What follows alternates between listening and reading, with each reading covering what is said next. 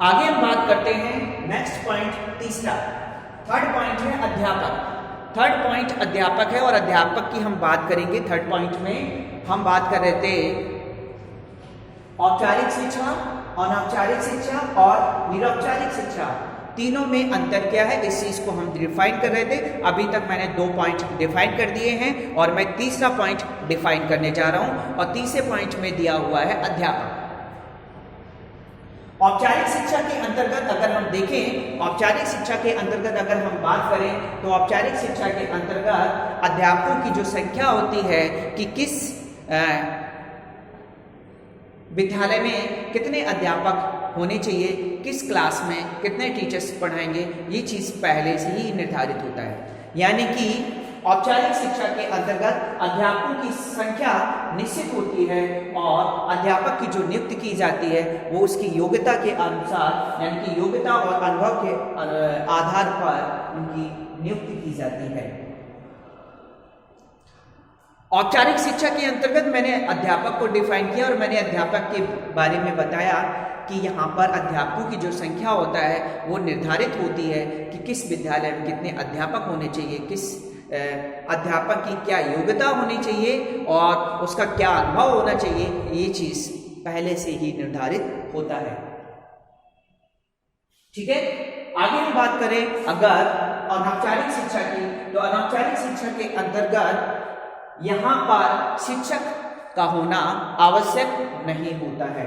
यानी कि सिर्फ जो शिक्षक की जो भूमिका होती है वो शिक्षक की भूमिका माता पिता, परिवार और समाज के सभी व्यक्ति एक अध्यापक के रूप में निभा रहे होते हैं। यानी कि अनौपचारिक शिक्षा की अगर हम बात करें तो अनौपचारिक शिक्षा के अंतर्गत, अनौपचारिक शिक्षा के अंतर्गत एक जो शिक्षक की जो भूमिका होती है वो महत्वपूर्ण नहीं होती है। यानी कि अनौपचारिक शिक्षा के अंतर्गत एक अध्यापक का जो कार्य होता है वो माता पिता, समाज और परिवार अपने आधार पर कर रहे होते हैं, यानी कि निभा रहे होते हैं। ठीक है, नेक्स्ट अगर हम बात करें निरौपचारिक शिक्षा की, तो निरौपचारिक शिक्षा के अंतर्गत अध्यापकों की जो संख्या होती है वो निश्चित होती है। अध्यापकों की जो संख्या होती है वो निश्चित होती है और उनकी नियुक्ति भी योग्यता और अनुभव के आधार पर की जाती है। किसमें? निरौपचारिक शिक्षा में। निरौपचारिक शिक्षा में अध्यापकों की नियुक्ति भी की जाती है और योग्यता और अनुभव के आधार पर की जाती है। यहाँ पर शिक्षकों की संख्या निर्धारित होती है कि किस विद्यालय में या किस महाविद्यालय में या किस विश्वविद्यालय में कितने शिक्षक किस विषय के होंगे, ये पहले से ही निर्धारित होता है। आगे हम बात करेंगे। नेक्स्ट हमारा जो पॉइंट है वो पॉइंट है विषय वस्तु। क्या है? विषय वस्तु। विषय वस्तु की अगर हम बात करें तो विषय वस्तु के अंतर्गत अगर हम औपचारिक शिक्षा को डिफाइन कर रहे हैं, औपचारिक शिक्षा को अगर हम यहां पर बता रहे हैं तो औपचारिक शिक्षा में, औपचारिक शिक्षा के अंतर्गत फॉर्मल एजुकेशन के अंतर्गत जो पाठ वस्तु होता है, पाठ वस्तु पहले से ही निश्चित होता है कि किस क्लास के छात्रों को पाठ्यक्रम में क्या निर्धारित किया जाएगा, क्या पढ़ाया जाएगा। कक्षा 1 के पाठ्यक्रम पूर्व निर्धारित होता है, कक्षा 2 का पाठ्यक्रम पूर्व निर्धारित होता है, कक्षा 3 का पाठ्यक्रम पूर्व निर्धारित होता है। यानी कि औपचारिक शिक्षा के अंतर्गत क्लास बाई क्लास हम पाठ्यक्रम को निर्धारित कर लेते हैं और उसी के अनुसार हम क्या करते हैं?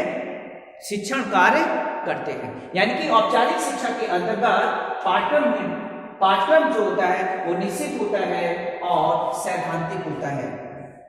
यानी कि सैद्धांतिक पक्ष के अंतर्गत उसको प्रस्तुत किया जाता है। यानी कि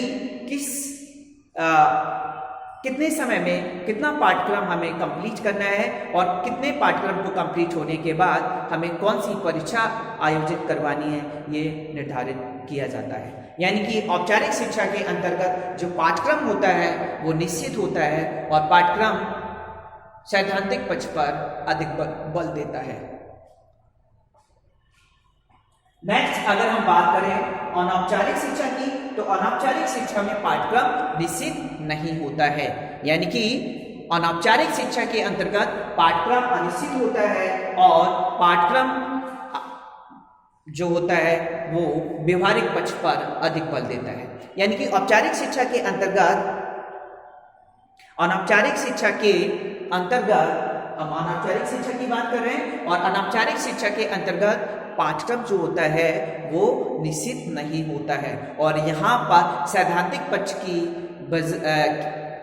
पक्ष की अपेक्षा व्यवहारिक पक्ष पर अधिक बल दिया जाता है कि बालक व्यवहारिक रूप से क्या सीख रहा है, व्यवहारिक रूप से उसके अंदर कौन कौन सी विशेषताएं हैं, बच्चा समाज से क्या सीख रहा है, बच्चा परिवार से क्या सीख रहा है, बच्चा माता पिता से क्या सीख रहा है, बच्चे के व्यवहार में क्या परिवर्तन आ रहा है।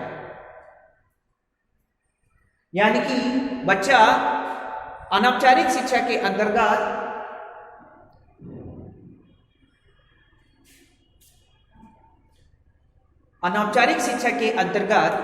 सैद्धांतिक पक्ष की अपेक्षा व्यवहारिक पक्ष पर अधिक बल दिया जाता है। ठीक है, आगे हम बात करते हैं निरौपचारिक शिक्षा की, और निरौपचारिक शिक्षा के अंतर्गत अगर हम पाठ्यपुस्तक की बात करें तो यहाँ पर जो पाठ्यक्रम होता है वो निश्चित होता है। क्या होता है? पाठ्यक्रम निश्चित होता है और यहाँ पर सैद्धांतिक पक्ष पर अधिक बल दिया जाता है। क्या दिया जाता है? सैद्धांतिक पक्ष पर अधिक बल दिया जाता है। ठीक है, आगे हम बात करते हैं नेक्स्ट शिक्षण पद्धति की।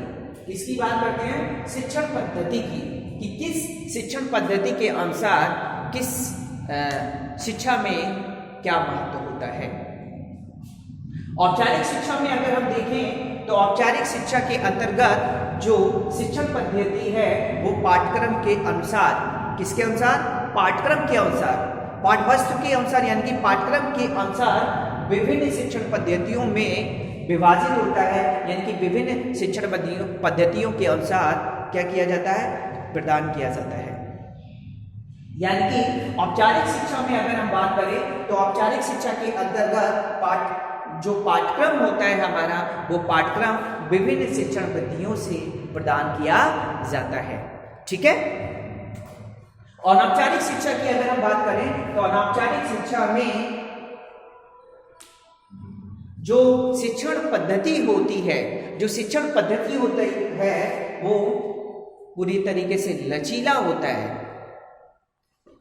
अनौपचारिक शिक्षा के अंतर्गत जो शिक्षण पद्धति है, जो शिक्षण मेथड है वो लचीला होता है और लचीले होने के कारण यहाँ पर व्यक्ति स्वाभाविक रूप से सीखता है, स्वाभाविक रूप से सीखता है। यानी कि इसमें शिक्षण पद्धति के लचीले स्वरूप का प्रयोग किया जाता है। यानी कि अनौपचारिक शिक्षा की अगर हम बात करें तो अनौपचारिक शिक्षा में शिक्षण पद्धति को लचीले स्वरूप के रूप में प्रयोग किया जाता है। ठीक है, आगे निरौपचारिक शिक्षा की अगर हम बात करें तो निरौपचारिक शिक्षा में ज्यादातर लिखित जो मुद्रित जो किताबें होती हैं, पुस्तकें होती हैं, उनके अनुसार पाठ्यक्रम को प्रस्तुत किया जाता है, यानी कि शिक्षण कार्य को प्रस्तुत किया जाता है। यानी कि निरौपचारिक शिक्षा में लिखित पाठों के द्वारा शिक्षण कार्य प्रस्तुत किया जाता है। लिखित शिक्षण सामग्री के अनुसार हम क्या करते हैं? पाठ्यक्रम को प्रस्तुत करते हैं और यही शिक्षण विधि के रूप में हम जानते हैं इसे। ठीक है, दैट्स ऑल। आज यहीं तक रखेंगे, कल आगे बात करेंगे।